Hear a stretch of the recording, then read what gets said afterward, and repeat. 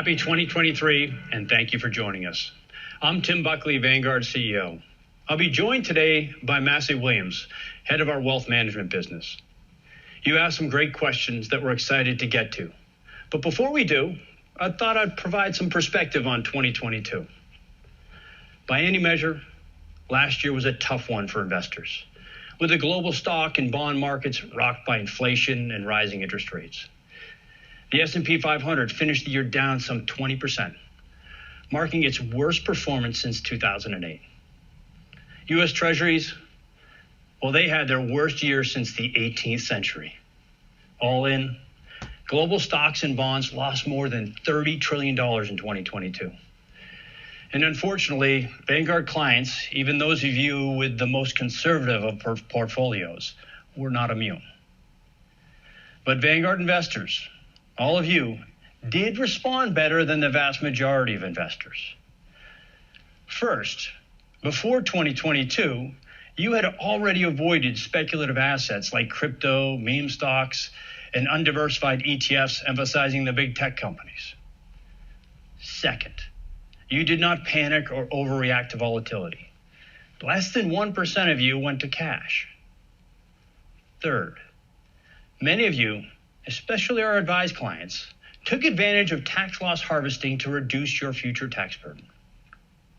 Finally, you rebalanced into the storm and are positioned well for recovery. Our mission is to ensure you, our clients, have the best chance for investment success, so you can retire comfortably, afford that dream home, and put your kids and grandkids through college. So we couldn't be more pleased with your behavior in these trying times.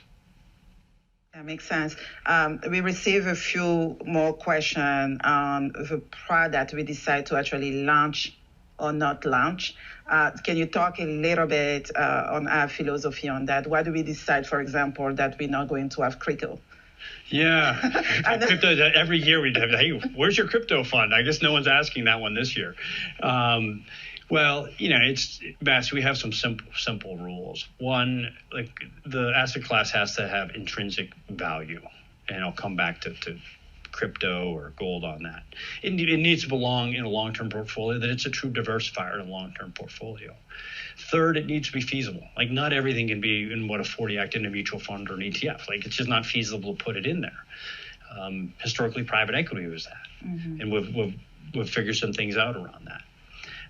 And then finally, we actually have to be think that we can be the best at it. Like we don't want to be an also ran in it. So, hey, look, if it's got intrinsic value, it's feasible, it belongs to long-term portfolio, and we can be the best at it, we'll put it out there. Now, like crypto funds and all, it's easy to talk about them now, but we were talking about them before. People would ask for them and say, look, we don't offer them because they don't actually have that, they didn't pass the test of intrinsic value, that they don't have cash flows to them. Yeah. They're just based off of demand, so that demand will exceed supply and set a price, and that has to keep increasing over time. And it's tough to think about that in a long-term portfolio as a diversifier. So we can't figure it out. So when we can't figure it out, we just say we stay out. At the same time, we don't put gold in there either. And we find that there are other diversifiers. If you want to diversify for inflation or the such, we have other funds that we think are better to do that in a portfolio. Okay, so if we don't see the investment merit, so we're not going to go into FAD, that's what I think I heard, and we don't see that there is a client need actually that we can feed and that we cannot competitively drive success for those clients, we will not launch it. Yeah. That feels like a great discipline to have. It doesn't mean we always get it right. I mean, things go out in the marketplace, and on occasion we'll find out that for clients that that hasn't had the acceptance, but we put a ton of work into it ahead of time. And that's